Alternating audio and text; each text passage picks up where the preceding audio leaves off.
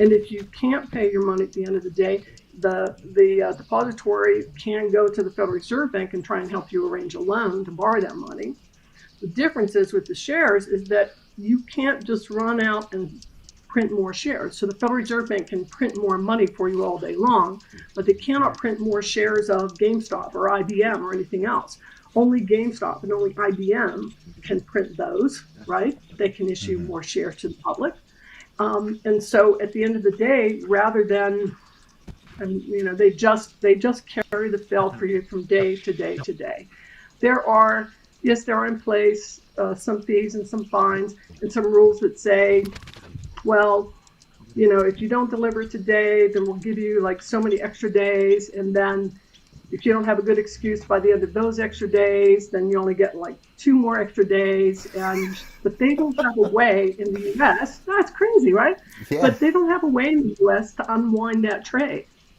So they say, right? That in the EU right now has what they call the CSDR, Central Securities Depository Regulations. And they, in fact, if you don't show up with the shares in however many days it is, they will reverse the trades, right? So each trade goes into the system with a marker on it that says that, this debit to Merrill Lynch's shares for GameStop is comes from the same transaction of this sell by Goldman Sachs, right? So that they can go back and reverse that trade, right, if you fail to deliver your shares.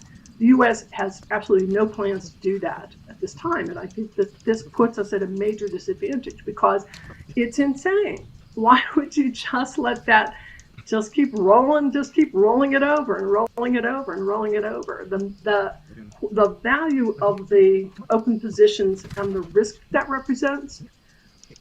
People were talking about Citadel getting a margin call from DTC. Well, you don't get a margin call, right? What you get is a call that says the money that you put into the participant fund that we will use in the event that you go belly up and owe us money is no longer sufficient to cover what we perceive to be the risk associated with the open positions in your account.